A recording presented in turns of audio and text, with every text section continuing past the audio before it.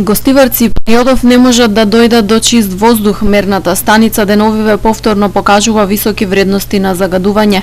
Според извештаите на Министерството за животна средина, во Гостивар 3 дена поред има надминување на среднодневните вредности на PM10 честички. Вчера оваа вредност достигна 250 микрограми на метар кубен, што е 5 пати повеќе од дозволеното. Во јануари речиси и да немало ден кога воздухот бил чист.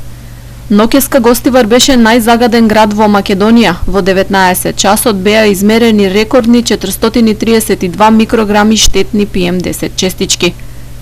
Локалната самоуправа досега нема донесено мерки или препораки во насока на намалување на загаденоста, а граѓаните не ги менуваат своите навики и градот врие од автомобили. Екологистите сметаат дека е потребна поголема контрола на потенцијалните загадувачи и повисока еколошка свест кај населението. Бараме да се зголеми буџетот за заштита на животната средина во Гостивар, бараме катастар на животната средина, да се регистрираат индустријските загадувачи, ако е потребно во деновите на големо загадување да се регулира сообраќајот и граѓаните малку да ја подигнат својата свест и да ги прифатат тие мерки за да се намали загадувањето на воздухот. Државниот инспекторат за животна средина изминатиот период поради надминат праг на алармирање за загаденоста на воздухот изврши вонредни инспекцијски надзори во фирми со интегрирана еколошка дозвола во повеќе градови во Македонија, меѓу кои и во Гостивар. Од извештајот може да се види дека инспекторите не констатирале недоследности. Снегот ја заштити земјоделската обработлива површина засадена со житни култури во Тетовско, кои без белата покривка би премрзнале на минусните температури, рече Петре Петревски од Агенцијата за потик и развој на земјоделието оделение Тетово. Особено за едногодишните житни култури. Знаеме дека житните култури, доколку имаме ниски температури над 20, минус 20 степена, а немаме снежна покривка, тие можат да измрзнат и да има оштетување. Затоа што пченицата и јачменот и житните култури есенски поднесуваат до минус 20.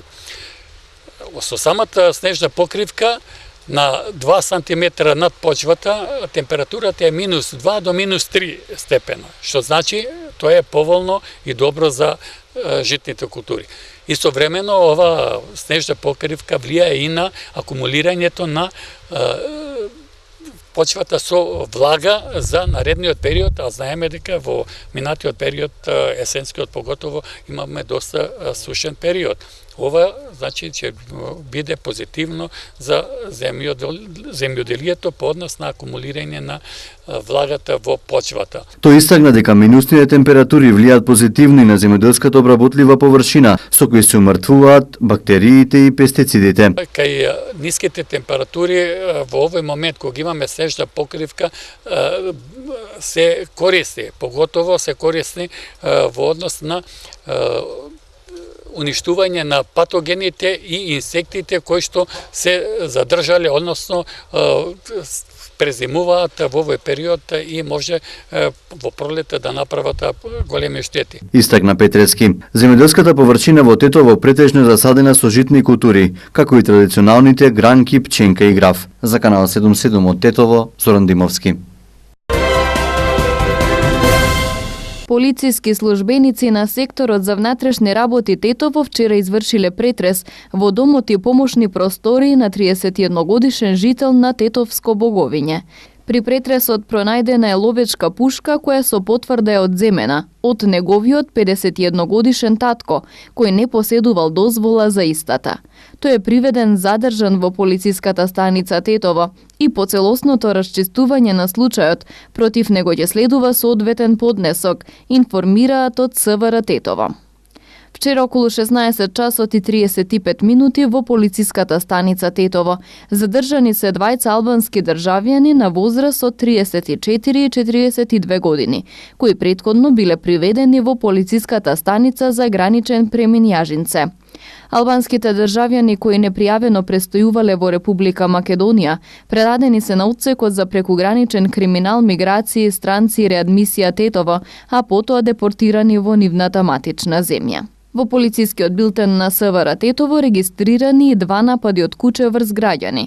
39 од тетовското село Пршовце вчера пријавил дека утрото околу 7 часот и 20 минути неговата 13-годишна ќерка, одејќи на училиште во селото, била касната од куче на левата рака.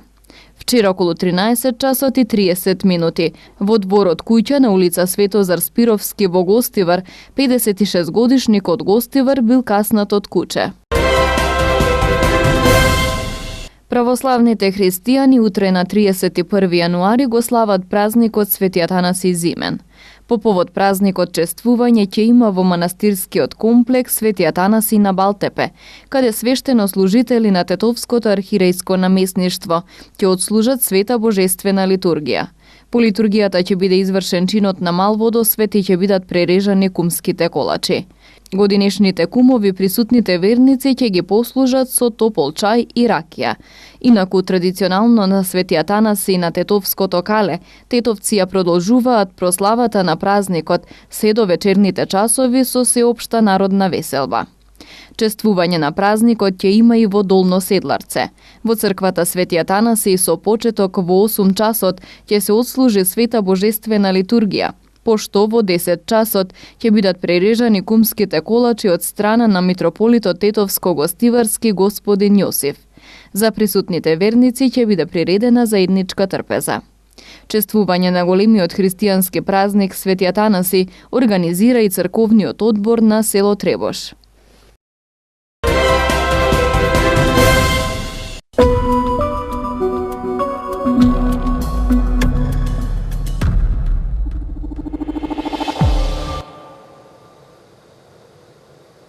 Добродојдовте во ова издание на темата на неделата, во која се осврнуваме врз лажните вести што ги преплавуваат социјалните мрежи.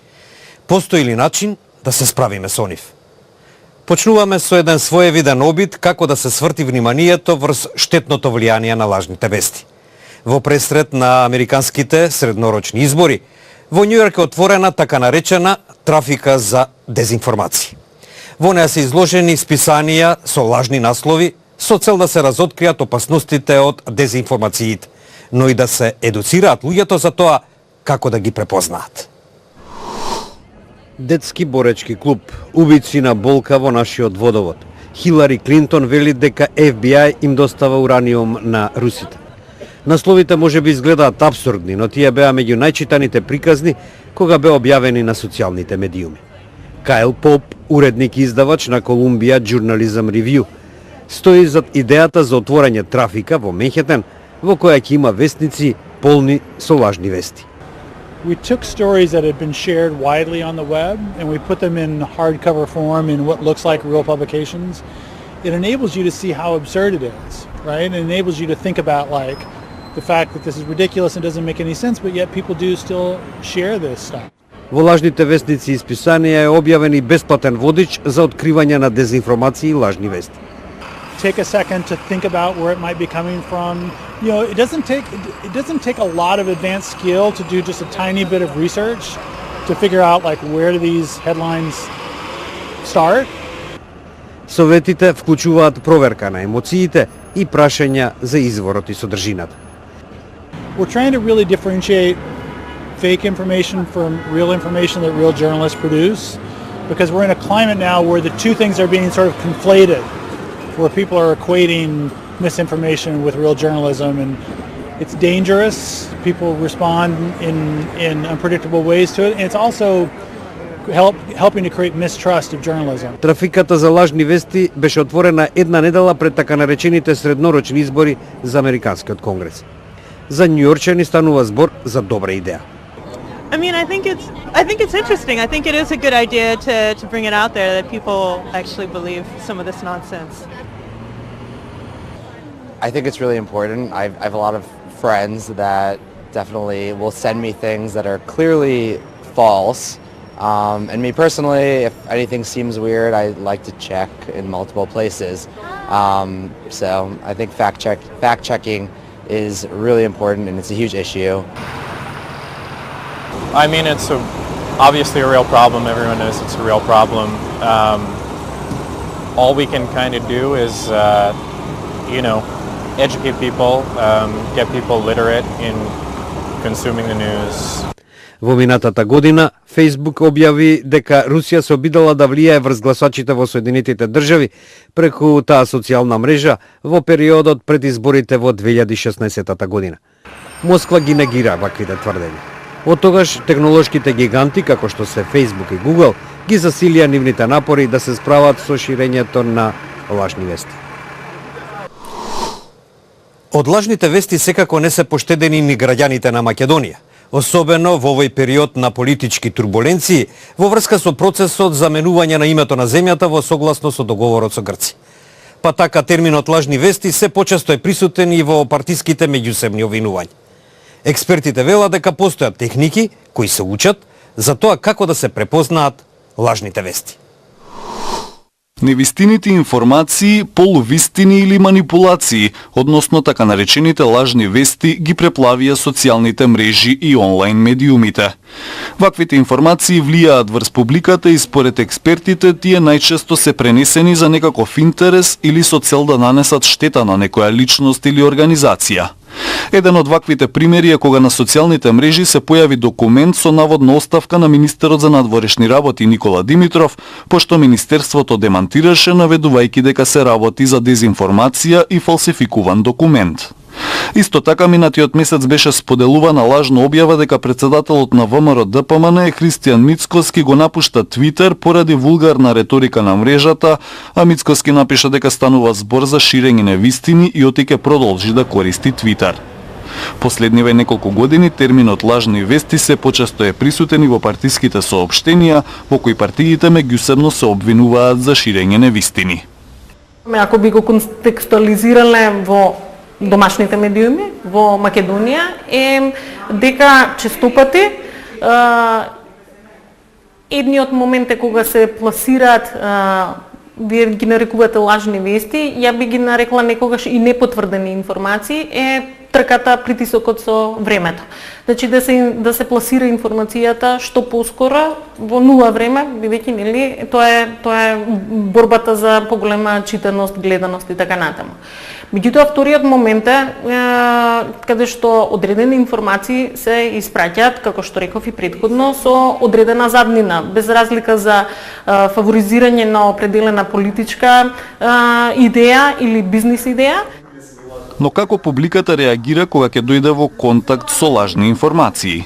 Според истражувањата на Институтот за комуникацијски студии, многу малку граѓани ги проверуваат информациите прочитани на социјалните мрежи, а исто така ретко ги споредуваат вестите со други медиуми.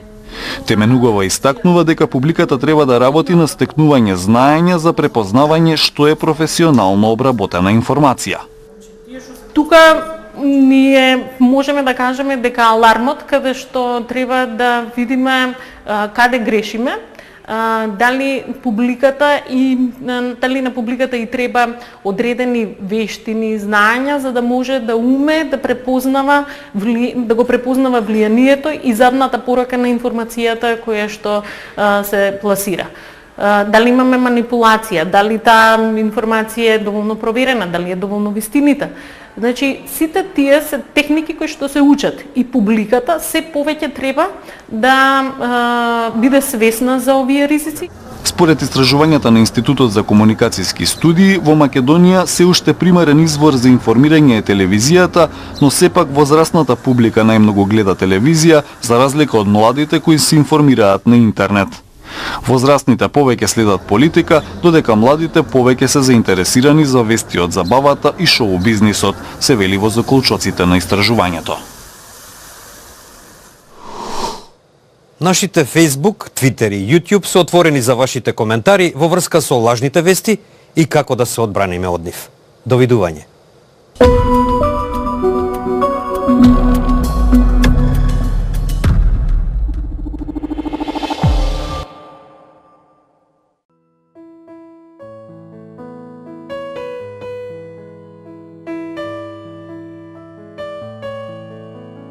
Времето денес беше претежно облачно со врнежи од дожд, а на планините и на некои повисоки места од снег. По одделни котлини имаше појава на магла. Температурите се движеа во интервал од -1 до 2 степени Целзиусови.